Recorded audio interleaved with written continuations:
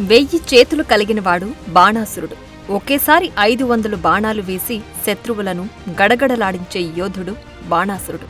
మహాశివుడిని సైతం తన కోటకు ద్వారపాలకుడిగా చేసుకున్న ప్రథమ భక్తుడు బాణాసురుడు. శ్రీకృష్ణుడు సైతం చంపలేకపోయిన వీరుడు బాణాసురుడు. ఇంతటి మహావీరుడైన బాణాసురుడు ఎవరో కాదు, బలిచక్రవర్తి కుమారుడు. ఈ బలిచక్రవర్తి ప్రహ్లాదుడి మనవడు. బాణాసురుడు శోణీతపురం రాజధానిగా చేసుకుని పరిపాలన సాగించాడు. ఇతడిని మహాకాలుడని కూడా పిలుస్తారు. అసుర గురువు శుక్రాచార్యుని దగ్గర యుద్ధ విద్యలు నేర్చుకుని గొప్ప యోధుడిగా తయారయ్యాడు. శుక్రాచార్యుడి సూచన ప్రకారం బాణాసురుడు హిమాలయాలకు వెళ్లి శివపార్వతులను తల్లిదండ్రులుగా భావించి ఘోర తపస్సు చేస్తాడు.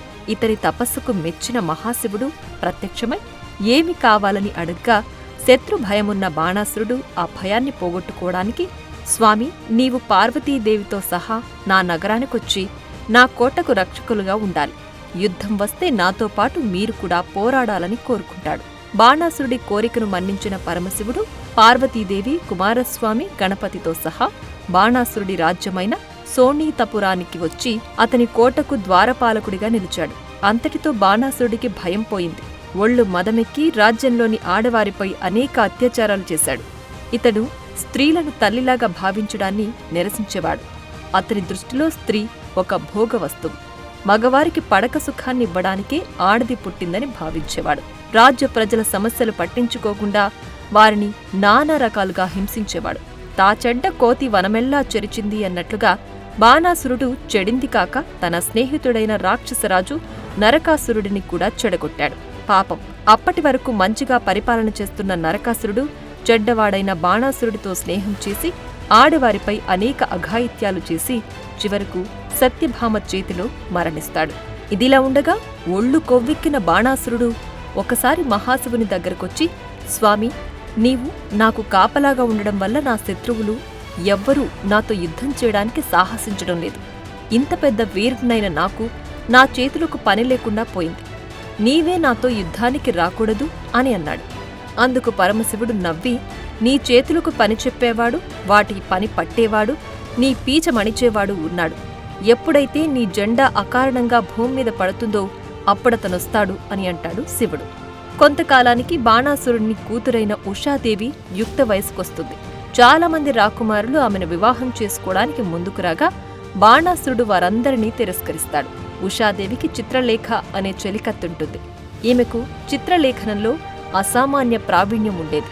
ఒకరోజు ఉషాదేవి నాకు కలలో ఒక రాకుమారుడు కనిపించాడని, నన్ను ఆలింగనం చేసుకున్నాడని చిత్రలేఖకు చెప్పగా అప్పుడామె తన చిత్రకళా చాతుర్యంతో సమస్త భూగోళంలో ఉండే రాకుమారుల చిత్రాలను గీసి చూపెడుతుంది. అందులోని ఒక చిత్రాన్ని చూసిన ఉషాదేవి, ఈ మోహనాంగుడే నా కలలో కనిపించింది, ఎవరితను అని అడుగగా అప్పుడు చిత్రలేఖ, ఈ రాకుమారుడు శ్రీకృష్ణుని కుమారుడైన ప్రద్యుమ్నుని కుమారుడు అనిరుద్ధుడు అని చెబుతుంది.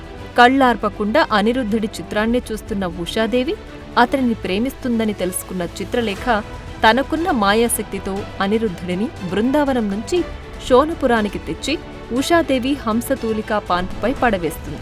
తరువాత మెలకువ వచ్చిన అనిరుద్ధుడు తన కళ్ళెదురుగా ఉన్న అద్భుత సౌందర్యవతి అయిన ఉషాదేవిని చూసి ప్రేమలో పడతాడు. ఇక ఆ రోజు నుంచి ఉషా, అనిరుద్ధుడు ప్రణయ క్రీడలో మునిగి తేల్తారు. ఒకరోజు ఉషాదేవి గర్భవతి అయిన విషయం ద్వారపాలకులకు తెలియడంతో వారు వెళ్లి బాణాసురుడికి విన్నవిస్తారు. కోపంతో ఖడ్గం తీసుకుని ఉషాదేవి అంతఃపురానికి వచ్చిన బాణాసురుడు అక్కడ అనిరుద్ధుణ్ణి చూస్తాడు. ఈ నరాధముణ్ణి బంధించండి అని సైనికులను ఆజ్ఞాపిస్తాడు. అప్పుడు సైనికులు అనిరుద్ధుణ్ణి బంధించాలని చూడగా వారితో యుద్ధం చేసి వారిని తీవ్రంగా గాయపరుస్తాడు అనిరుద్ధుడు. అప్పుడు బాణాసురుడు తన దగ్గరున్న నాగపాశంతో అనిరుద్ధుణ్ణి బంధిస్తాడు. అప్పుడు తీవ్రంగా గాలివీయగా బాణాసురుడి నీలవర్ణ పతాకం అకారణంగా పెద్ద ధ్వనితో నేలపై కూలిపోతుంది. ఇది చూసిన బాణుడు తనని జయించగలిగే వీరుడు రాబోతున్నాడని ఆనందపడతాడు. ఇక మరోవైపు బృందావనంలో అనిరుద్ధుడు కనిపించకపోయేసరికి అందరూ ఆందోళన చెందుతుంటారు. అప్పుడు నారద మహర్షి ద్వారకాకొచ్చి అనిరుద్ధుణ్ణి బాణాసురుడు బంధించాడని శ్రీకృష్ణుడికి చెబుతాడు. శ్రీకృష్ణుడు బలరామ, సాత్యకి మొదలైన యదువంశ వీరులతో బాణాసురుడి మీద యుద్ధానికి బయలుదేరతాడు. 12 అక్షౌహిణుల బలగంతో శోణనగరం సరిహద్దులకు చేరుకుంటాడు. బాణాసురుడు కూడా తన సైన్యంతో యుద్ధానికి బయలుదేరతాడు. అప్పుడు పరమశివుడు కూడా తన భక్తుడైన బాణాసురుడికిచ్చిన మాట ప్రకారం కుమారస్వామి సహా భూత ప్రేత ప్రథమ గణాలతో నందీశ్వరుడిని ఎక్కి యుద్ధానికి బయలుదేరతాడు. యుద్ధ భేరి మోగిస్తాడు మహాశివుడు. తన శంఖాన్ని పూరిస్తాడు శ్రీకృష్ణుడు. యాదవ సేనలకు బాణాసురుడ సేనలకు మధ్య భయంకర యుద్ధం జరుగుతుంది.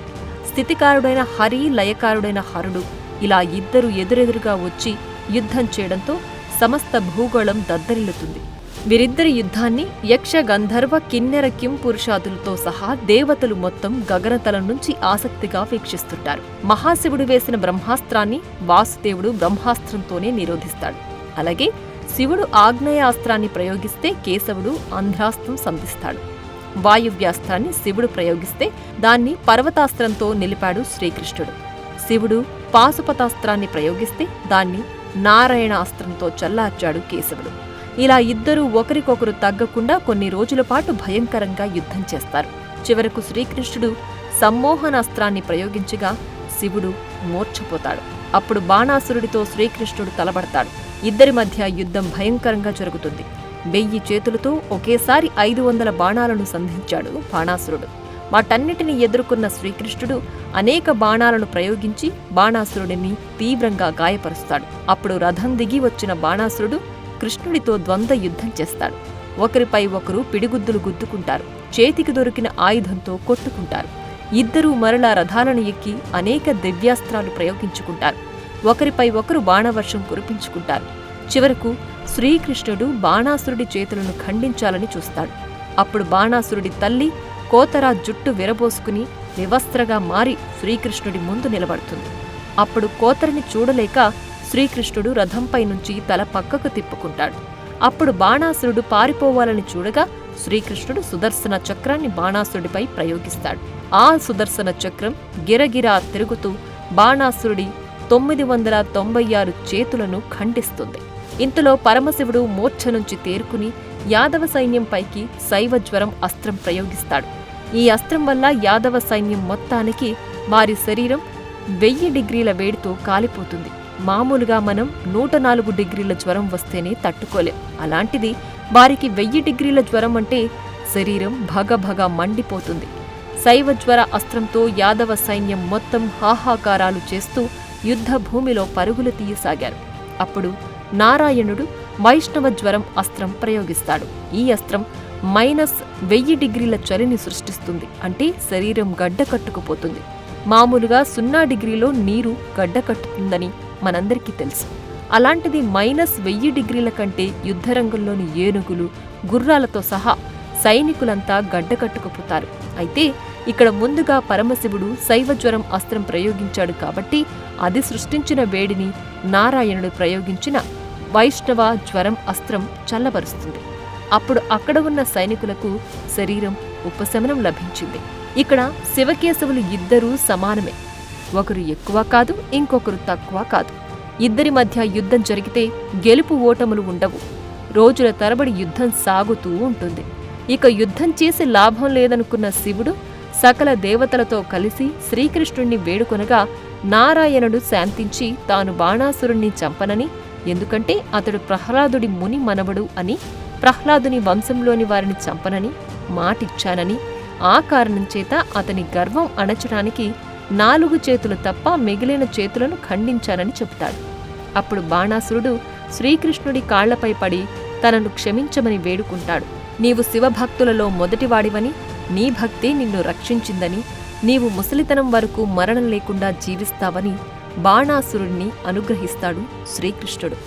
ఆ తరువాత బాణాసురుడు ఉష, అనిరుద్ధుల వివాహం అందరి అనుమతితో ఘనంగా జరిపిస్తాడు. అంతేకాక సమస్త లోకాలకు ఆదిదేవుడైన పరమశివుణ్ణి తన ద్వారపాలకుడిగా ఉండమనడం తప్పేనని, తనను క్షమించమని శివుని పాదాలపై పడి వేడుకుని ఇక నీవు తల్లి పార్వతీదేవితో కలిసి కైలాసానికి వెళ్లమని కోరతాడు. అందుకు శివుడు తన ప్రథమ భక్తుడైన బాణాసురుణ్ణి దీవించి కైలాసానికి వెళ్లిపోతాడు. ఇక అప్పటి నుంచి బాణాసురుడు తన రాజ్య ప్రజలను సొంత బిడ్డలుగా చూస్తూ ఆడవారిని సొంత తల్లిలా భావించి జనరంజకంగా పాలన సాగించి వృద్ధాప్యంలో సహజ మరణం పొందుతాడు. For more videos like this, subscribe Big TV channel.